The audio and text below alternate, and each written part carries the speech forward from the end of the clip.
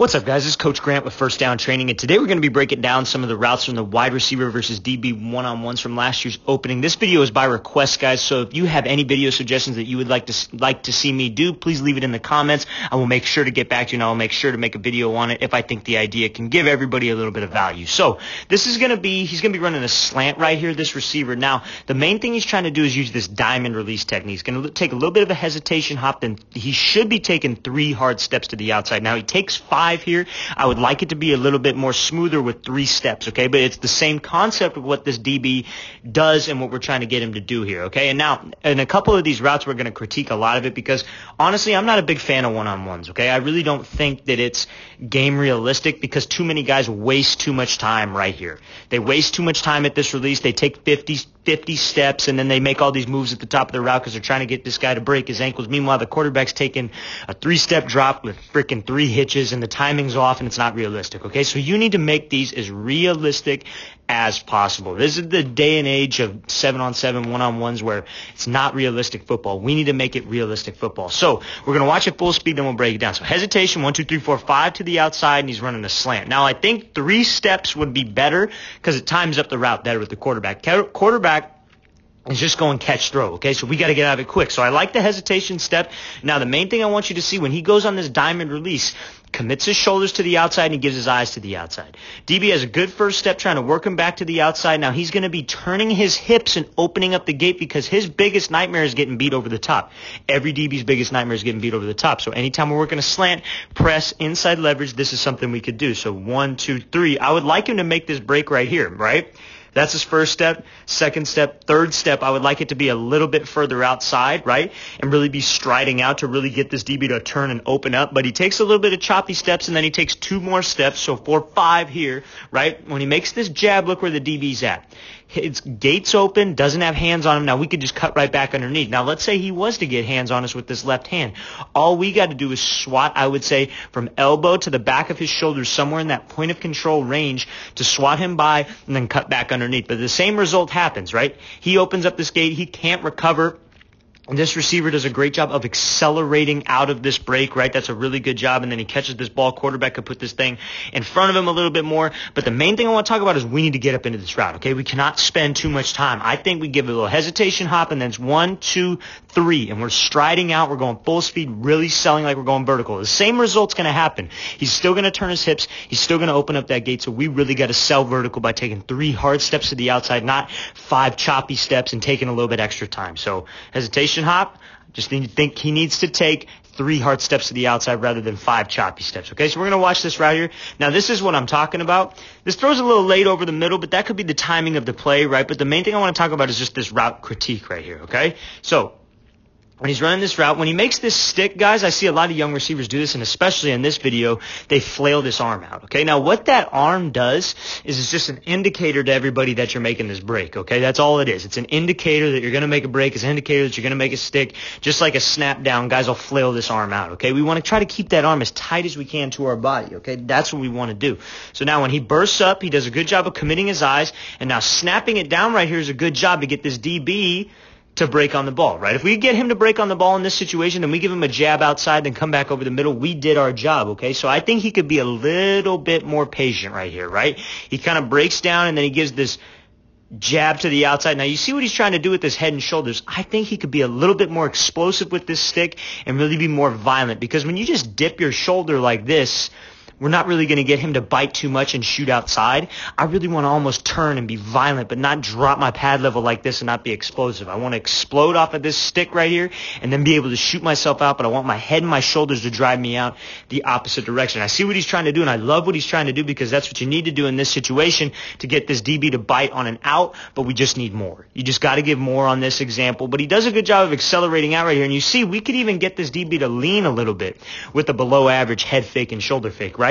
Imagine what we could do if our foot's more explosive, our stick's more explosive, our head and shoulders are more violent. We could really get him to jump outside. It's all about being violent with our head and shoulders, being explosive with whatever stick, whatever cut that we decide to make. But he does a great job of accelerating out of the break right here. It's a race to that spot over the middle, and he does a good job of catching this ball. Let's watch this thing full speed one more time. So just no indicator with your arm, right? No indicator with your arm, violent head and shoulders, explosive stick, right? And that's how we're going to get even more separation on this type of route like you just did. Let's watch this thing full speed one more time. It's coming out here, break it down, jab to the outside. I just need more. I need to be a little bit more explosive. I need my head and shoulders to be a little bit faster. Okay, so now this example right here is going to be when to change up speeds in a route, okay? Normally I don't like this, and we're going to talk about how he could have attacked this route a little bit better. So let's watch this thing full speed. So he's coming out here. A little bit of a slow play, sudden stick, accelerates out. That's a great job. It's a great route. There are a couple other ways we could work this thing, right? So he's given us, we're running an out, right? Running an out. He's inside leverage, okay? So what we could, I would like to angle this stem out and attack the midline of this DB. Because what he's going to do the second we angle this stem is he's going to be starting to drift outside because he doesn't want to be on his heels. And the further we could get him to drift outside, the more separation we can create across the middle right here, okay? That's what we need to do. So he comes out, and now when he changes up this speed here, he does a little bit of a skip. All that is it's slowing down this DB, okay? What it does is this DB gets a little bit on his heels. He kind of slows down. I'm not really a big fan of that too much. I don't really like this little skip. I mean, I get it. But what he's trying to do is just slow this DB down, kind of lull him to sleep, right? Change up the speed. I would rather like to see him just go up full speed into this route right now for the timing of the quarterback because he's expecting you to go full speed, right? He's not expecting you to skip at the top of the route. He wants this ball out of his hand fast. And if we're in a game, the quarterback's not going to wait for you, right? When it's one-on-ones, it's real easy to wait for you to get open, set my feet, and then throw. When you're in a game and you got 300-pound linemen trying to knock your quarterback out, we got to get this ball out of our hands fast, right? So we can't be wasting time, I would say, giving a skip at the top. Now, I get it. It's one-on-ones. It's T-shirt and shorts. It's not real football. But the way we get better is by making it as realistic as possible, okay? So now, this works, though, because he's fast at the top of the break, okay? So he comes out fast, slows it down, then he bursts up fast again. Now, what this does, this DB's gate is already opened up, okay? And I wouldn't even say his gate is opened up, quote-unquote. I would just say he's playing in coverage, right? Playing off man. Now, when he makes this stick, again, what I talk about, I love the head and shoulder movement. I just can't have this arm flail out. That's the only critique that I would have is that this arm flails out, and it's an indicator that I'm making a break, right? If I keep this a little bit tighter to my body, same head and shoulder movement, same explosive stick, he's going to be able to explode a lot more, and it's not going to be a tell to a DB, right? And especially if it's zone coverage and we give him a tell like this, he's going to be able to break on a ball. It's all about getting rid of those tells. Now, he does a great job of being in this position right here. He's got all this room to work because the DB was inside leverage, right? That he's accelerating out of this break. That's a great job where he gets out of this thing and he runs. He doesn't slow down. He doesn't slow up for this ball, and he runs and he beats the DB to race to this spot, right? That DB, if he would have played this thing good, if he wouldn't have been, the reason why he was able to get a lot of separation is because off the line he attacked this DB, right? He attacked him. I think we could have attacked him a little bit more. My bad.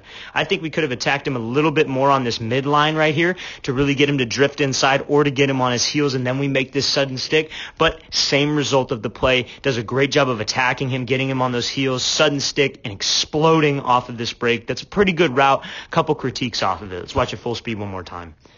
Stick, accelerate out. That's why we need to accelerate out of the break. Okay, so this release right here, DB plays this thing pretty good. So this is an example of a physical DB, right? He's right up in our grill. He's pressing us. This is a taller receiver right here, okay, guys? So the one critique I could have is maybe he's a little bit high, brings his pad level up just a little bit, but all in all, DB makes a pretty good play right here. But this is an example of how receivers, we need to have a plan off the line of scrimmage. We can't just let him get up right in our grill, press us with two hands, and knock us and jam us off this line, right? He's running a fade, so he wants to take an outside release. Let's watch this thing full speed.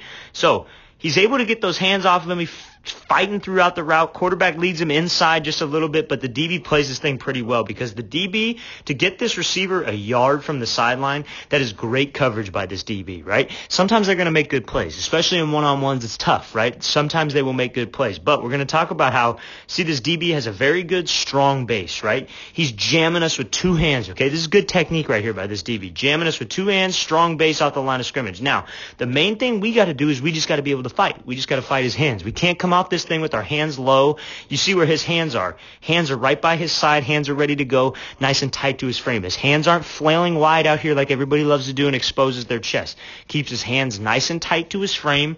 DB tries to jam him with two, right? So he's attacking. He swats with the right hand, right? Swats with the right hand. He knows he's just got to beat this outside hand, right? This inside hand really doesn't matter as long as it doesn't pop him off his frame and he stays in an explosive position. So all he knows he has to do is swat, chop, get that hand off. You see how he chops with this opposite hand here and protects this rib cage, okay? He doesn't want to bring this thing and swim it way over the top. We swat, chop, get those hands off. Now we're taking this outside release. Now, in this situation, DB's doing a really good job because he's forcing us towards the sideline. The sideline is his help, guys, so we got to be able to avoid that.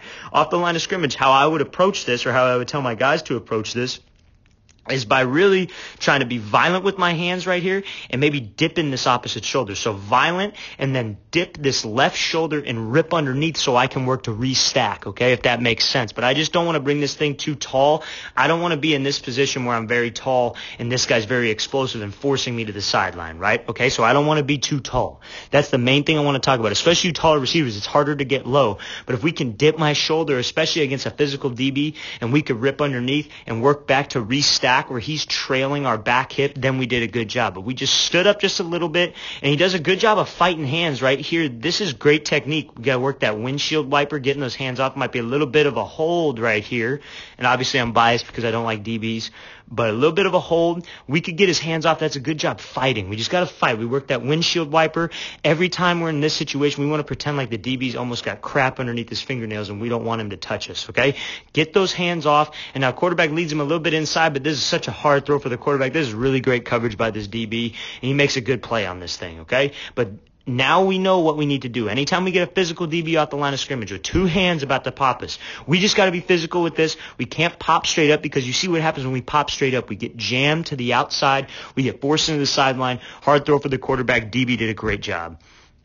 So again, just can't be too tall. We just got to stay low, stay explosive, be violent with my hands, and dip that shoulder, okay? I know that receiver's a great receiver. I've seen a lot of other clips from him, and I know he'd probably be the first one to say on that play what he did wrong. I know he's a great receiver. I don't mean any of that when I critique. This is constructive criticism. So now we're going to talk about a foot fire release, okay? So this receiver does a good job. I want to see when you move your feet fast, the DB's going to move his feet. Look, so fast hands, fast feet, gets him overcommitted, swats him by, quarterback misses this throw outside, but we're going to talk about this release. So, foot fire. When you have fast feet, it gets this guy guessing. Okay, now he's trying to take away the inside. Obviously, he's trying to force you outside. But what we have to do when we're running the stop route like this is we got to be able to sell vertical, okay? We got to be able to sell vertical, and we got to be able to swat him by and have a plan for our hands. So you can see he makes this jab to the inside. When he makes this jab to the inside, a little bit of head and shoulder movement, that's a great job. He wants to take this outside release. DB already opened up the gate, wants to force him to the sideline, okay? But he does a great job of bursting out and selling fade. That's why selling fade is so important on everything we do because, look, it gets this DB to turn, and it gets him to run with us. His biggest nightmare is getting beat over the top right now.